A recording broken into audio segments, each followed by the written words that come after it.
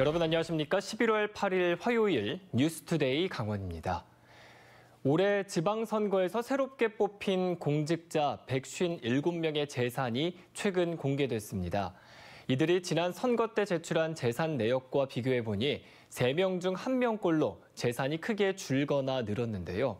선거 때 제출한 내역에 착오가 있었던 겁니다. 허술한 신고 탓에 유권자들은 당선된 뒤에나 제대로 알게 되는 일이 되풀이되고 있습니다. 이병선 기자입니다. 지난 9월에 공개된 민선 8기 신임 선출직 공직자들의 재산 내역 일부입니다. 원광수 원주시장은 재산 총액 8억 1,200만 원을 신고했는데 지난 선거 때 신고한 3억 원에서 대폭 는 겁니다. 특히 16개 금융사에 1억 6천만 원 상당의 보험과 예금을 신고했는데 지난 선거 때 예금 목록에 2,500만 원짜리 보험 하나만 포함됐던 것과 차이가 있어 재산 축소 신고 의혹이 있습니다. 선거 기간의 착오라고 보기에는 지난 2018년 도의원 재직 당시 신고에도 있던 내용을 빠뜨린 겁니다. 축소 신고 의혹은 또 있습니다. 이번에 2억 6천만 원으로 신고한 원주시 반곡동 아파트는 지난 선거 때 1억 8천만 원으로 신고했습니다. 지난 2018년 3월 이후 부동산은 공시가격과 자신이 구입한 가격 가운데 더 높은 걸로 신고하게 돼 있는데 둘 다 올해 변동되는 내역이 아닌데도 선거 때는 더 낮은 걸로 적어낸 겁니다. 취재진은 이와 관련해 해명을 듣기 위해 비서실과 시장 보좌관 2명, 시장 본인의 휴대전화 등으로 수차례 연락했지만 원 시장 측은 선관위에 소명했다며 구체적으로 답변하기를 거부했습니다. 반대로 선거 때 오히려 재산을 늘려서 신고한 경우도 있습니다. 박정하 원주갑 국회의원은 선거 당시 서울 영등포구 아파트를 12억 9천만 원으로 신고했는데 이번에는 7억 5천만 원으로 줄여서 신고했습니다. 후보자 재산 신고 때 아파트 구입 가격이 아닌 선거 당시 실거래가로 엉뚱한 가격을 적어낸 겁니다. 박 의원 측은 선거 때 업무를 담당한 직원이 선관위와 소통하는 과정에서 착오가 있었다며 이번 신고 때 제출한 공시지가가 맞다고 해명했습니다. 이번에 신규로 신고한 강원도 내 선출직 공직자는 모두 157명. 이 가운데 3억 원 이상 재산을 갖고 있으면서 선거 때 신고한 재산에서 20% 이상 혹은 1억 원 이상 차이가 나는 사람은 취재진이 확인한 108명 중 45명에 달합니다. 이처럼 들쭉날쭉한 고무줄 재산이 가능한 건 짧은 선거 기간 정확한 검증이 어렵다는 이유로 후보자 자진 신고에 의존하기 때문입니다. 당선된 뒤 제출하는 공직자 재산 공개 때나 확인할 수밖에 없는 겁니다. 이틀 동안 신고를 하시면 저희가 상식적인 심사에서 바로 공개를 하기 때문에 그 후보자 등록하는 날 바로 공개하기 때문에 저희가 실질적 심사를 할 수 있는 말씀드린 것처럼 권한도 없을 뿐더러 시간적인 그 여유도 없는 거죠. 중앙선관위는 지난해 당선자에 한해 선거 때 등록한 재산과 임기 시작 이후 제출한 재산 목록을 비교해 고의로 누락한 경우 필요한 조치를 한다는 취지의 정치관계법 개정 의견을 국회 행정안전위원회에 제출했지만 현재까지도 상임위에 계류돼 있습니다. MBC 뉴스 이병선입니다. 춘천지방법원이 새 청사를 단독으로 이전하겠다고 발표했습니다. 지난 2020년 춘천지방검찰청도 함께 이전하기로 업무 협약을 맺었는데 진척이 없자 이같이 결정한 겁니다. 춘천시 법조타운 조성 계획에도 빨간불이 켜졌습니다. 이승현 기자가 보도합니다. 춘천시 석사동 옛 군부대 터입니다. 춘천지방법원과 춘천지방검찰청의 두 청사를 함께 이전하기로 했던 곳입니다. 춘천시가 국방부로부터 이 땅을 사들여 법조타운을 조성하고 두 기관에 매각할 계획이었습니다. 춘천시는 지난 2020년 법원, 검찰과 동반 이전을 위한 업무 협약까지 맺었습니다. 그런데 춘천지방법원이 돌연 동반 이전을 위한 협의를 중단하고 단독 이전을 결정했습니다. 업무 협약 이후 2년도 더 지났지만 사업 진행에 별다른 진척이 없었기 때문입니다. 춘천지방법원은 두 기관이 모두 만족할 만한 다른 부지를 찾기 힘들고 동반 이전의 법적 근거도 없다는 등의 6가지 이유를 들었습니다. 반면 청사가 넓고 좁은 데다 주차 공간마저 부족해 주민들이 불편을 겪고 있어 새 청사 마련이 시급하다는 겁니다. 이에 대해 춘천지방검찰청은 아직까지 별다른 입장을 내놓지 않고 있습니다. 검찰은 그동안 법원의 위치와 높낮이가 다르고 평지가 아니라는 이유로 석사동 부지에 부정적 견해를 보인 것으로 알려지고 있습니다. 춘천시는 법원의 결정에 난감해하고 있습니다. 법원이 단독 이전을 결정해도 부지를 소유한 국방부가 부분 매각에는 이미 부정적인 입장을 보여왔기 때문입니다. 토지를 사라고 계속 요구를 하는데 일괄해서 사야 되는데 저희 춘천시에서는 법원이나 검찰청 이렇게 이견이 있으니까 저희 춘천시는 지금 좀 어렵습니다. 게다가 춘천지방법원은 석사동 부지가 여의치 않을 경우 다른 부지를 찾아서라도 청사 이전을 추진하겠다고 밝혔습니다. 2년이 넘도록 평행선을 긋고 있는 법원과 검찰의 입장 때문에 춘천시의 법조타운 조성 계획도 차질을 빚을 것으로 보입니다. MBC 뉴스 이승현입니다. 지난달 중순 양구군의 한 마을 하천에서 물고기 수백 마리가 죽은 채 발견됐습니다. 물고기가 발견된 지점 인근에서 유해 물질이 검출이 됐는데 같은 날 인근 양계장에서 소독약품이 유출된 게 뒤늦게 확인됐습니다. 이송미 기자의 단독 보도입니다. 지난달 중순 강원도 국토 정중앙면 황강리의 작은 하천. 작고 길쭉한 물고기떼가 하천변에 둥둥 떠 있습니다. 일부는 모래 위에서 펄떡이고 있습니다. 죽은 물고기는 5에서 10cm 크기의 미꾸리입니다. 이 소하천 하류 200m 구간을 따라 죽은 미꾸리 500마리가 발견됐습니다. 배가 안 나오게 안 다니는데 네. 이렇게 다녀요 그냥. 뒹굴 돈다 그러지. 네. 뱅글뱅글. 취재진이 입수한 강원도 보건환경연구원의 분석 보고서 결과 하천 인근 배수로 흙에서 잔류염소와 생태 독성 물질이 나왔습니다. 염소는 주로 소독제에 들어있는 성분으로 폐사 원인으로 지목됐습니다. 물고기 대부분은 복부가 빨갛게 부어오르거나 내장이 파열되는 등 독성에 중독됐을 때 증상을 보였습니다. 무척 추독물까지 다 죽어요. 그래서 하루사리류, 그다음에 이제 물지렁이, 실지렁이 종류들, 그리고 이제 각각이 종류들 뭐 이런 것들이 다 죽어요. 같은 날 죽은 물고기가 발견된 하천에서 500m 떨어진 양계장에서는 2시간 전에 농장 청소를 한 것으로 확인됐습니다. 조류 인플루엔자 예방을 위해 쓴 염소 성분이 들어간 소독약품이 유출된 것입니다. 이런 소독제가 워낙 산화력이 강하기 때문에 사람한테도 직접적으로 이제 해를 가할 수 있는데 수돗물에서는 일반적으로 1ppm 이하로다가 쓰게 돼 있고요. 양구군은 이날 유출된 소독약이 1톤가량인 것으로 추정하고 있습니다. 양구군은 이 같은 내용을 해당 양계장으로부터 확인하고 검출된 물질의 자세한 배출 기준을 검토한 뒤 행정처분을 내릴 방침입니다. 또 가축 전염병 예방을 위해 사용하는 약품 처리에 각별한 주의를 당부했습니다. MBC 뉴스 이송미입니다. 국도 38호선 삼척에서 태백 구간에는 오랜 민원으로 인해 수년째 아직 확장되지 않는 도로가 있습니다. 도로당국이 최근 선형을 조정하기로 하면서 공사 재개가 가시화하고 있습니다. 배연환 기자가 보도합니다.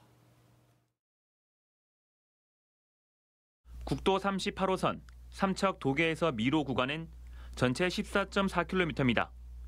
이 가운데 11.3km 구간은 지난 2016년 말 먼저 개통됐습니다. 하지만 나머지 3.1km 구간은 2018년 8월부터 공사를 중단한 상태입니다. 당초 노선에 편입될 예정이었던 사찰이 존치를 요구하면서 공사가 더 이상 진전되지 않은 겁니다. 이렇다 보니 운전자들은 곧게 뻗은 왕복 4차선 도로를 달리다 기존 왕복 2차선 도로를 달려야 해 매우 불편합니다.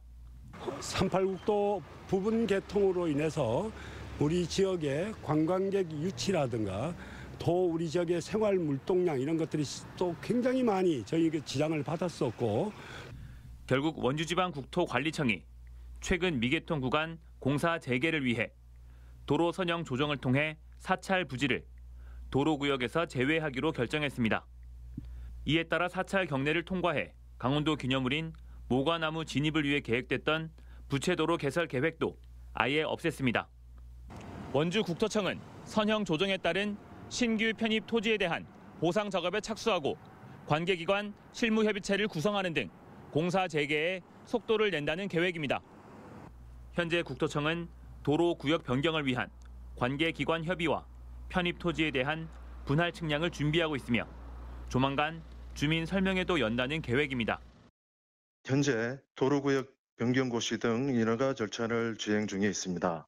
선형 변경 구간에 대한 분할 측량을 실시할 예정으로 청량 결과가 나오는 대로 기본 조사 및 감증 평가 등을 신속히 진행하여 미 개통 구간이 계획대로 내년 상반기에 착공돼 공사가 순조롭게 진행되면 이르면 2024년에는 도로가 개통될 것으로 예상됩니다. MBC 뉴스 배현환입니다. 김진태 강원도지사가 지난 6일 레고랜드 사태와 관련해 요새 제가 레고랜드발 금융위기의 장본인으로 몰리고 있는 상황이라며 국민의힘 소속 국회의원들에게 메시지를 보냈습니다. 김 지사는 또 문재인 정부의 탈원전 정책으로 인한 적자를 메우느라 대규모 채권을 발행해서 시장을 교란시킨 한전이야말로 이 사태의 근본 원인을 제공했다고 주장했습니다. 하지만 류성걸 국민의힘 경제안정특별위원회 위원장은 채권시장 자금경색 사태 원인이 레고랜드가 아니라는 김 지사의 주장에 대해 이 사항이 레고랜드에서 촉발된 부분이 분명 있다고 선을 그었습니다. 평창 알펜시아 리조트 입찰을 방해한 혐의를 받는 최문순 전 강원도지사가 검찰에 송치됐습니다. 강원경찰청은 입찰 방해 혐의로 최 전 지사와 매각 관련 공무원 1명, 최종 낙찰자인 KH그룹 관계자 1명 등 3명을 검찰에 송치했다고 밝혔습니다. 또 해외 체류 중인 KH그룹 관계자 1명은 지명 수배했습니다. 경찰은 지난달 최 전 지사를 피의자 신분으로 한 차례 소환 조사한 뒤 혐의가 인정된다고 판단해 송치했다고 밝혔습니다. 강원도 아파트에 대한 기대 심리가 떨어지면서 매매 수급 지수가 91.6까지 하락했습니다.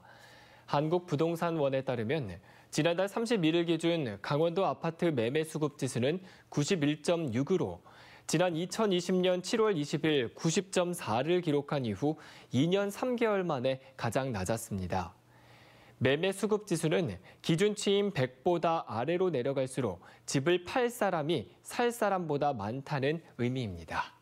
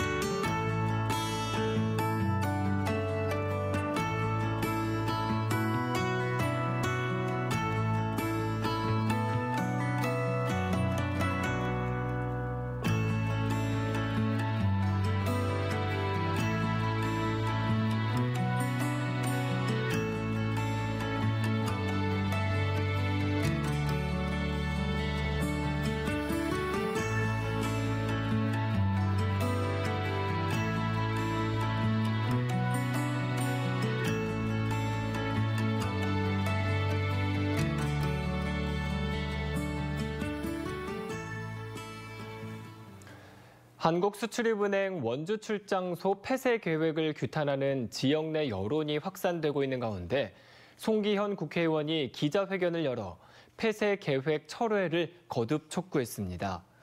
송 의원은 기자회견을 통해 한국수출입은행 지역 출장소 문제는 이미 2019년 사회적 논의를 거쳐 필요성이 인정됐음에도 윤석열 정부가 또다시 폐쇄를 논하고 있다며 세계적인 경제 여건 악화로 어려움을 겪는 지역 수출 기업의 경영이 위축될 것이라고 경고했습니다. 송 의원은 지난달 24일 기획재정부 제2차관과 윤희성 한국수출입은행장을 잇따라 만나 원주 출장소 폐쇄안 철회를 강력하게 요구하기도 했습니다. 동해에서 당구 관련 대회가 잇따라 열립니다. 제74회 세계 3쿠션 당구 선수권 대회가 내일부터 13일까지 동해체육관에서 치러지며 세계 랭킹 1위 딕 야스퍼스와 2위 다니엘 산체스를 포함해 국내 랭킹 1위 김행직 등 24개 국가 48명이 출전합니다. 이어서 오늘 12일부터 16일까지는 2022 동트는 동해배 전국 당구대회가 열리고 17일부터 20일까지는 전국 생활대축전 당구 종목이 개최되며 모든 경기는 무료로 관람할 수 있습니다.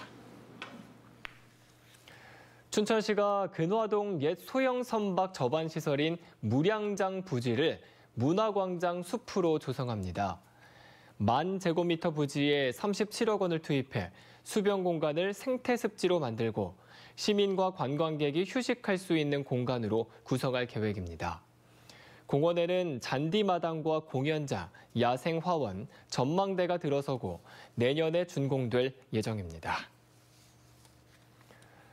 부당 해고된 강원도교육청의 대입 지원관들이 모두 복직했습니다. 지난 6월 강원도교육청은 대입 지원관들의 계약을 해지했습니다. 이에 반발한 대입 지원관들이 강원지방노동위원회에 구제 신청을 냈고 부당 해고를 인정받았습니다. 도교육청은 이들을 진학 전문 지원관으로 직함을 바꿔 전원 복직시킨 다음 지난 14일 춘천과 원주 등 8개 교육지원청에 배치했습니다.